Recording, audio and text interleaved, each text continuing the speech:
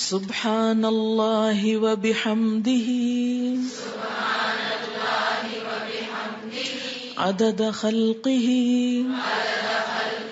ورضا نفسہ وزنة عرشہ ومداد کلماتہ. سبحان اللہ، پاک ہے اللہ، وبحمدہ، اور اس کی تعریف کے ساتھ، یعنی میں اس کی پاکی بیان کرتی ہوں. عدد خلقہ، اس کی مخلوق کی تعداد کے مطابق، کے برابر. عدد گنتی، تعداد.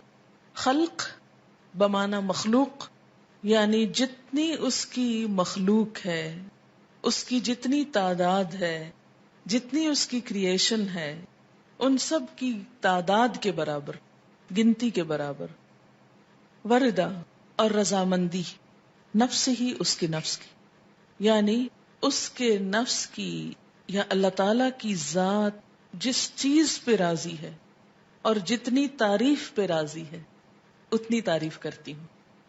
وزنت عرش ہی، اور اس کے عرش کے وزن کے برابر، یعنی جس عرش پر اللہ تعالی متمکن ہے اس کا جتنا وزن ہے ہم تو اس کا احاطہ بھی نہیں کر سکتے، اس کے برابر.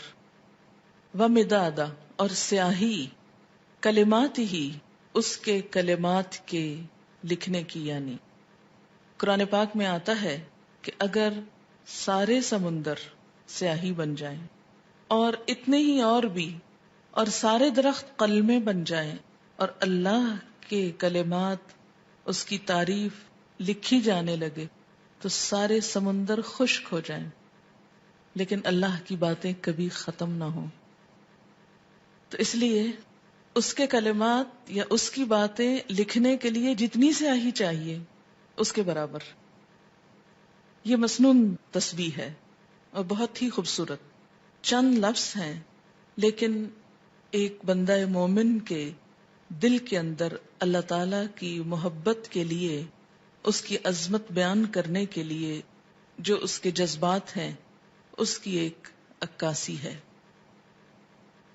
اب دیکھیں کہ اللہ تعالی کی ذات جتنی بلند ہے اور اس میں جتنی خوبیاں ہیں ان کا احاطہ کرنا ہم جیسے کم عقل اور حقیر انسانوں کے لیے ممکن ہی نہیں. نہ وہ ہماری عقل میں سما سکتا ہے، نہ ہمارے تصور میں، اور نہ ہی ہماری اتنی زندگی ہے، نہ ہماری اتنی قوت ہے، نہ اتنی طاقت ہے، مجال ہے کہ ہم واقعی اس کی تعریف کا حق ادا کر سکیں. اس کی تسبیح کائنات کی ہر چیز بیان کر رہی ہے. وَإِن مِّن شَيْءٍ إِلَّا يُسَبِّحُ بِحَمْدِهِ، کوئی چیز ایسی نہیں جو اس کی تسبیح نہ کر رہی ہو. وَلَٰكِن لَّا تَفْقَهُونَ تَسْبِيحَهُمْ، لیکن تم ان کی تسبیح کو سمجھتے نہیں ہو. سَبَّحَ لِلَّهِ مَا فِي السَّمَاوَاتِ وَمَا فِي الْأَرْضِ، تسبیح کر رہی ہے اللہ کی ہر وہ چیز جو آسمانوں میں ہے، ہر وہ جو زمین میں ہے.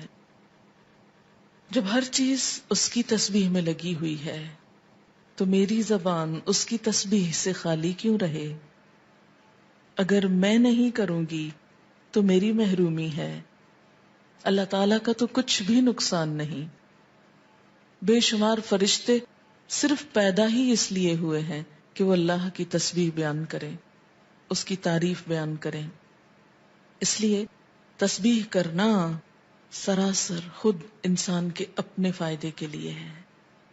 اس طرح انسان باقی کائنات کا ہم نوا ہو جاتا ہے.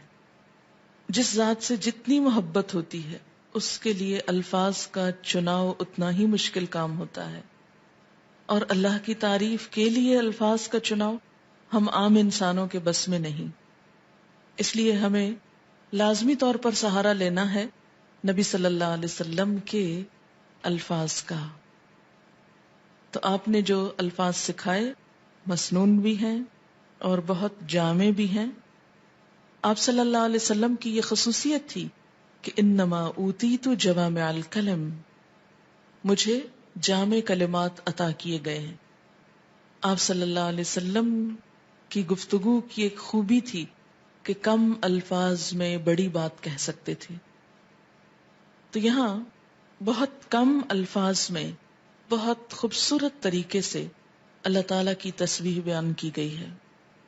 تو جب بھی آپ دعا مانگنے لگیں تو اس سے پہلے اگر یہ چند لفظ بول لیں تو دعا کا وزن اور قبولیت اور اس کی خوبصورتی بڑھ جائے گی.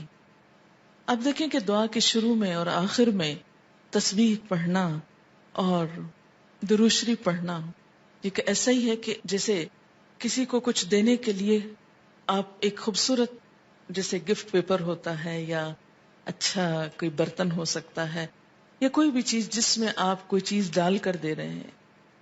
مثلا آپ نے ایک خوبصورت خط لکھا اور گندے سے انویلپ میں ڈال کے دے دیں تو وہ تاثر کیسا ہوتا ہے؟ درست نہیں ہوتا. اسی طرح آپ اچھی سے اچھی بات کہنا چاہیں مگر الفاظ اچھے نہ ہوں تو اس کے اندر خوبی نہیں آئے گی اچھی سے اچھی بات میں. تو الفاظ کا اچھا چناؤ اور دعاؤں کے آگے پیچھے اللہ کی تسبیح یہ بہت ہی ضروری ہے اور بہت مفید ہے، اور اس سے بڑھ کر جامع الفاظ کم ہی ملیں گے آپ کو.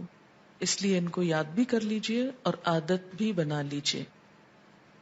اب اس شعور کے ساتھ جو کچھ ہم نے اس کا معنی سمجھا ہے، مثلاً عدد خلقی ہی، تو آپ سوچئے ذرا کہ اس کی مخلوق کی گنتی.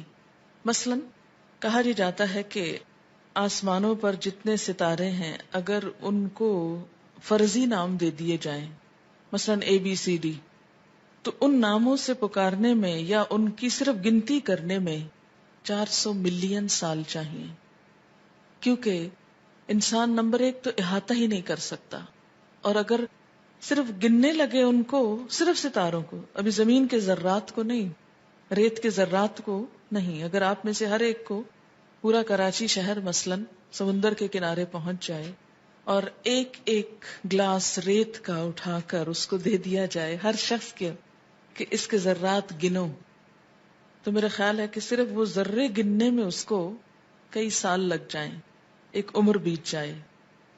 تو ہم نہ تو یہ ذرات گن سکتے ہیں، نہ یہ ستارے گن سکتے ہیں، اور نہ ہی ہماری اتنی عمر ہے. تو یہ ایک تسبیح لے کہ اگر ہم چند دفعہ سبحان اللہ کہہ بھی دیتے ہیں اس سے حق نہیں ادا ہوتا. سارا دن بھی بیٹھ کے تسبیح پڑھیں تو مت کبھی سوچیں کہ ہم بڑے عبادت گزار ہو گئے اور بہت کچھ کر لیں، کچھ نہیں کیا. کبھی اپنی عبادت کا انسان کو غرور نہیں آنا چاہیے، نہ کبھی عبادت کے تکبر میں مبتلا ہوں، کیونکہ ہم اللہ کا حق ادا کر ہی نہیں سکتے. تو پھر جب انسان یہ کہتا ہے عدد خلق ہی، تو گویا وہ سب کچھ گنا گیا جو آپ ویسے نہیں گن سکتے. لیکن شرط یہ کہ دل سے کہیں عدد خلق ہی ورضا نفس ہی، اتنی تسبیح جس پہ وہ راضی ہو جائے، بس مجھے اس کو راضی کرنا ہے. میں جب تک تسبیح کروں گا جب تک وہ راضی ہو جائے، اس کی رضا کے برابر. وزنۃ عرشہ، اور وزن میں اس کا عرش، اس سے وزنی کوئی چیز نہیں، اور اس کے کلمات لکھنے کی سیاہی کے برابر. وہ کتنی ہے اس کا احاطہ بھی ہم نہیں کر سکتے. اب آپ دیکھیں لیکوڈ بھی آ گیا اور ایبسٹریکٹ چیز بھی آ گئی اور ٹھوس چیز بھی آ گئی، یعنی ہر چیز کا ایک طرح سے احاطہ کیا گیا. اب اس تصور کے ساتھ تسبیح پڑھی، سبحان اللہ و بحمدہ عدد خلقہ ورضا نفسہ وزنۃ عرشہ ومداد کلماتہ